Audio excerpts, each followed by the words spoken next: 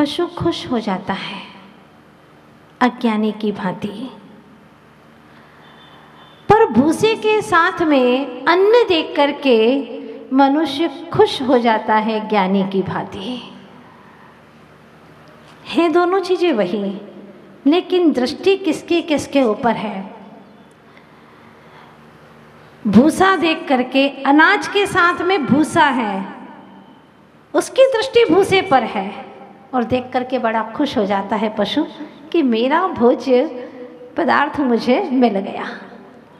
किंतु मनुष्य भूसी को देख करके खुश नहीं होता, अनाज को देख करके, भूसे के साथ में अन्न को देख करके मनुष्य खुश हो जाता है ज्ञानी की भांति। बस ये संसार भी ऐसा ही है। इस संसार में भी दो तरह के लोग हैं, ज्ञानी और अज्ञानी। ज्ञानी जीव सार सार को ग्रहण कर लेता है और जो थोथा है, अप्रयोजनभूत तत्व है, उसे छोड़ देता है। 24 घंटे में कभी आपने गौर किया हो कि प्रयोजनभूत तत्व पर आपकी दृष्टि कितनी देर टिकती है? जो प्रयोजनभूत, प्रयोजन का मतलब ही नहीं समझते। प्रयोजन का मतलब आप समझते हैं कि पैसा हो, हाँ, जमीन हो, मकान हो, मित्र हो, ये सब प्रयोजनभूत है। ये कोई प्रयोजनभूत नहीं है। जो आत्मा के लिए हितकारी हो, आत्म उत्थान का कारण हो, वह प्रयोजनभूत है। और जो आत्मोत्थान का कारण न हो, जिसका वियोग हो जाए, जो विनाशिक है, वो सब का सब अप्रयोजनभूत हमारे सामने वो द्रव्य है जिसका कोई प्रयोजन नहीं है। 24 घंटे में ये दृष्टि अप्रयोजनभूत तत्वों पर ही जाती है। क्या खाना है, क्या खिलाना है, क्या पहनना है, कैसा रहना है और किसको कैसा दिखाना है, सब अप्रयोजनभूत है, जिससे कोई आत्मा का हित नहीं सिद्धता। तो आचार्य देव कहते हैं कि तुम्हें बहुत दुर्लभता से इस जैन कुल में एक दर्पण मिला है, बहुत मुश्किल से दर्पण मिला है। शब्द ही कह रहा दर्पण, जिसमें 5 द्वार हैं, अरहंत, सिद्ध, आचार्य, उपाध्याय और साधु, जिसमें 3 साधक के रूप में है और 2 साध्य के रूप में है। इन्हें देखो और उनके जैसा जीवन बनाने की कोशिश करो, उनके मार्ग का अनुसरण करो। लेकिन ये होता नहीं है। दुनिया के लोगों को जितने रुचिपूर्वक देखते हैं, उतनी रुचिपूर्वक भगवान नहीं दिखते, पंच परमेष्ठी नहीं दिखते। और किसी की बात करो तो वो व्यक्ति दिखाई देता है, लेकिन पंच परमेष्ठी नमस्कार मंत्र का स्मरण करते हैं, पढ़ते हैं, जाप करते हैं, तो वो दिखाई नहीं देते। आप कहोगे कि हमने अरहंत सिद्ध देखे ही नहीं, तो कल्पना में कैसे आए? जैसे दुनिया के लिए आप कैसी कैसी कल्पना और लोक में विचरण करते हैं, पता नहीं कहाँ कहाँ चले जाते हैं। पता नहीं वो कैसी होगी, कैसा होगा, देखा नहीं है, लेकिन सुना है उसके बारे में, तो आप उसके लिए कल्पना करते हैं। लेकिन जिनवाणी के माध्यम से हमने श्रवण किया कि अरहंत भगवान ऐसे हैं, सिद्ध ऐसे हैं, उनके लिए कल्पना करने की कोई रुचि जागृत नहीं होती। अपने परिणामों की ओर कोई दृष्टिपात नहीं कर रहे। आचार्य भगवान कहते हैं अनंत काल बीत गया, बीज नहीं है तो जलधार बहाने से क्या होगा। बीज नहीं है तो जलधार बहाने से क्या होगा। जीवन नहीं है तो मुर्दे को सजाने से क्या होगा। बाह्य को छोड़ पहले मूल को सुस्थिर करो। अगर लक्ष्य नहीं है तो रफ्तार बढ़ाने से क्या होगा। चाहे कितने साधन इकट्ठे कर लो, कितने ही मंदिर बना लो, संत भवन बना लो, लेकिन कर्मों का अंत होने वाला नहीं है। अगर परिणामों में विशुद्धि नहीं आई, तत्व ज्ञान नहीं आया, भेद ज्ञान नहीं आया, इसके बिना सम्यक दर्शन नहीं हो सकता। सभी आचार्यों का एक मत है। इसीलिए साधन एकत्रित इसलिए कर रहे हैं कि मैं अपनी साधना कर सकूं।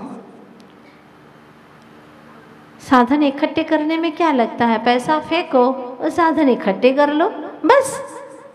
लेकिन परिणामों को विशुद्ध करने के लिए भवांतर बीत जाते हैं, परिणामों की विशुद्धि हो नहीं पाती। ये दर्पण मिला है हमें भी, जैसे उस व्यक्ति को मिला। और क्या हुआ, आगे की कहानी सुनना चाहते हो? सुनिएगा। ये किसी व्यक्ति की कहानी नहीं है, ये हम सब की कहानी है। जब व्यक्ति को दर्पण मिला, अपने कक्ष में गया, उसको साफ सुथरा किया, देखता रहा और संदूक के अंदर कपड़ों के तह के भीतर संभाल करके सुरक्षित करके बंद कर दिया। अभी तक संदूक बंद कभी नहीं होती थी, कभी लॉक लगता ही नहीं था, लेकिन अब आज से लॉक चालू हो गया। कमरे में कभी ताला नहीं लगता था, लेकिन अब से ताला लगना शुरू हो गया। ऑफिस से आता, कमरे में जाता, घंटों निहारता, पिता की याद करता। अब पत्नी को कुछ नहीं मालूम कि आखिर माजरा है क्या चल रहा है। सोचने लगी कि पहले ऑफिस से आते, मुझसे बात करते, सुख दुख की बातें करते, लेकिन न जाने क्या हो गया इन्हें कि जब भी आते हैं ऑफिस से, तब भी ऑफिस जाते हैं, तब भी साकल बंद करते हैं और अंदर में पता नहीं चुप्पी साथ करके क्या करते, कुछ तो दाल में, बोलो ना, काला है, कुछ तो दाल में काला है, गड़बड़ है कुछ न कुछ तो। अब संदेह आ गया। देह वालों को ही संदेह होता है, जो देह वाले हैं ही नहीं, विदेह हैं, उन्हें संदेह कैसा। देह होगा, गेह होगा तो संदेह भी होगा, और देह के प्रति नेह भी है, इसलिए संदेह होना वहाँ पर शुरू हो गया। संदेह पैदा हो गया, सोचने लगी आखिर बात क्या है, कुछ समझ में नहीं आता। ठीक है, देखती हूँ, आज ऑफिस जाने दो और मैं देखती हूँ आखिर बात है क्या। और उसे तो किसी की परवाह थी नहीं, क्योंकि मन में सच्चाई थी, सफाई थी। मेरे पिता की तस्वीर है, इसमें कौन सी गलत बात है, उन्हीं को ही तो निहार रहा हो। लेकिन दुनिया को कैसे बताएं, कैसे उसको बताएं कि सच्चाई है क्या। खैर कोई बात नहीं, समय गुजरता गया और पत्नी ने एक दिन ठान लिया आज ऑफिस जाने दो, पर चाबी भी वह कहीं और नहीं रखते, बता करके नहीं जाते। कुछ तो गड़बड़ है, कुछ नहीं बहुत कुछ गड़बड़ है। अब उसने ताला तोड़वा दिया, औजार बुलवाए, ताला तोड़ा, अंदर प्रवेश किया और जा करके देखा अटैची पड़ी हुई है और उसमें भी लॉक है। कभी नहीं लगाते थे, लेकिन अब लॉक लगने लग गया, कुछ न कुछ तो गड़बड़ी चल रही है। देखो कितना विश्वास करती थी मैं उन पर, लेकिन उन्होंने मेरा विश्वास तोड़ दिया। कहते हैं ना कि विश्वास एक छोटा सा शब्द है, बोलने में तो 1 सेकेंड लगता है, सोचने में 1 आध मिनट लग जाता है, समझने में 1 आध दिन लग जाता है, लेकिन साबित करने में पूरी जिंदगी निकल जाती है। फिर भी विश्वास को साबित नहीं कर पाते। क्या करूं, कुछ तो गड़बड़ है। तोड़ दिया अटैची, लॉक तोड़ दिया, खोल दिया उसको, और खोला तो कुछ दिखाई नहीं दे रहा है। कपड़े हैं और तो कुछ दिखाई नहीं दे रहा, लेकिन है तो गड़बड़।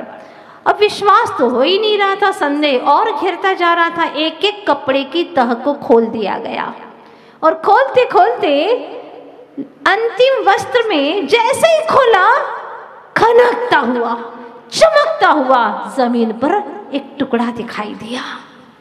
एक टुकड़ा, इतना सा टुकड़ा, चौकोर टुकड़ा, चमकता हुआ। अच्छा ये टुकड़ा है, क्या चीज है ये? उठा करके देखा उसने, और जैसे ऐसे करके देखा आंखों से, ओहो ये बात है। अब समझ में आए, ये बात है, इतनी सुंदर स्त्री के चक्कर में पड़े हैं। अब समझ में आया।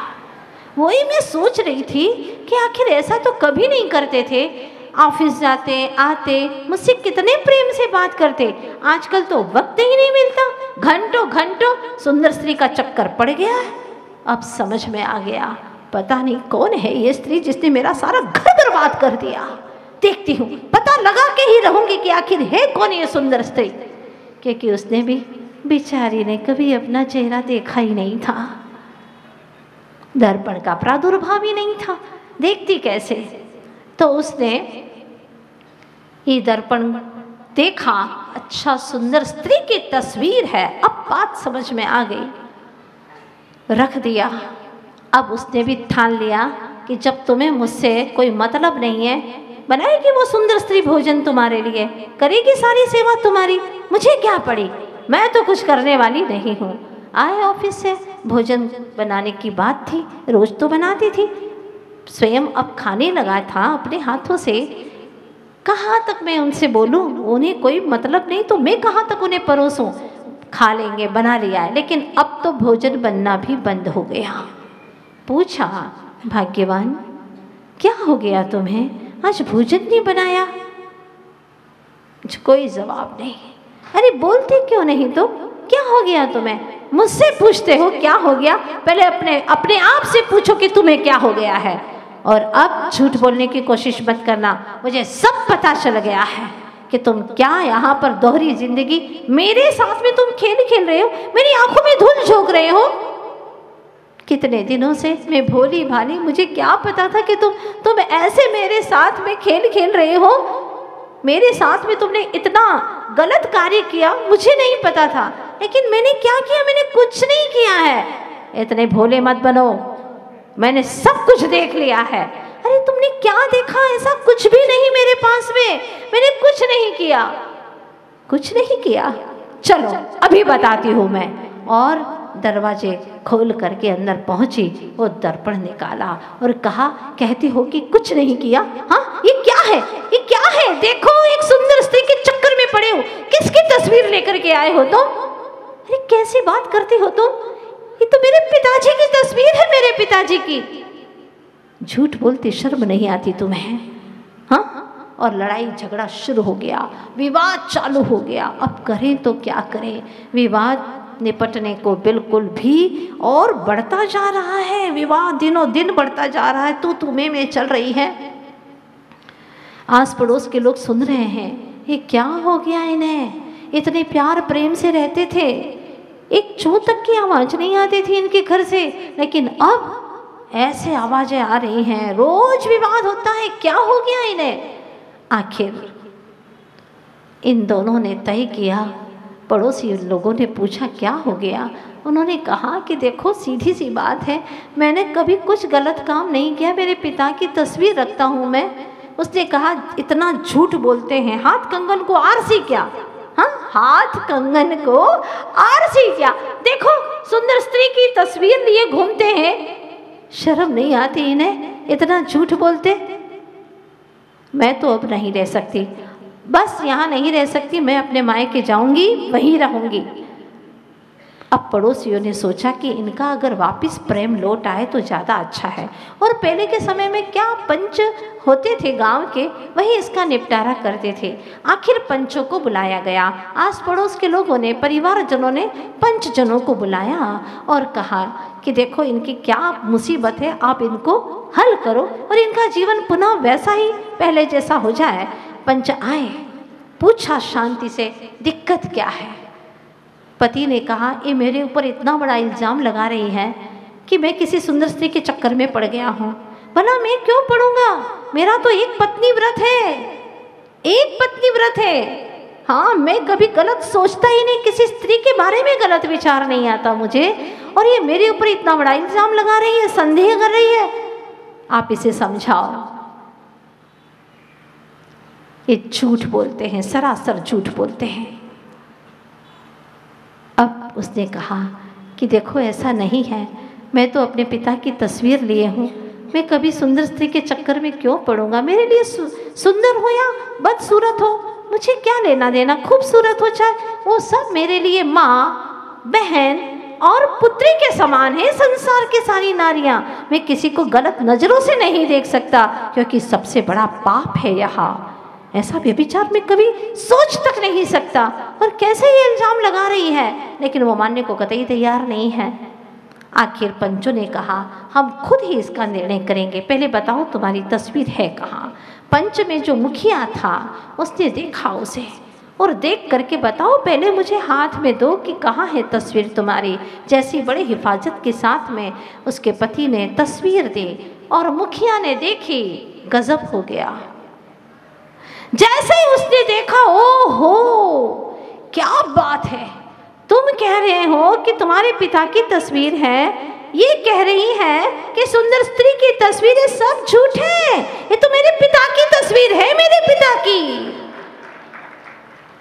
मेरे पिता की तस्वीर है। ओ सौभाग्य मेरा, क्या खुशियों का दिन आया है। कई वर्षों के बाद मेरे पिताजी तो चले गए, लेकिन उन्होंने मेरे लिए उपहार भेजा है, अपनी तस्वीर को भेजा है। छाती से लगाया, बहुत बहुत लाखों लाखों शुक्रिया। आपने पिताजी सच में अपने बेटे की दिल की बात को सुन लिया, अपनी तस्वीर को भेज दिया।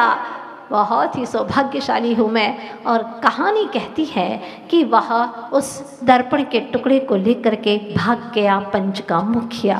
हे प्रभु, यह दिन, ये रातें, ये हर जीवन के लम्हे गुजरते जा रहे हैं, लेकिन हर क्षणों में हम अपना लक्ष्य को साधें और आगे बढ़े, यही आपसे प्रार्थना है। यानी शुभकामनाओं के साथ में आज आप लोगों को 2-2 बार प्रवचन का अवसर प्राप्त हो गया है। अच्छी बात है, जितना अमृत को उंडेल सको उतना उंडेल करके अपने अजर अमर स्वरूप को समझने के, उसको प्रकट करने की कोशिश करें। यही शुभकामनाओं के साथ में बोलिए 24 तीर्थंकर भगवान की जय। आचार्य गुरुदेव श्री विद्यासागर जी महाराज की जय।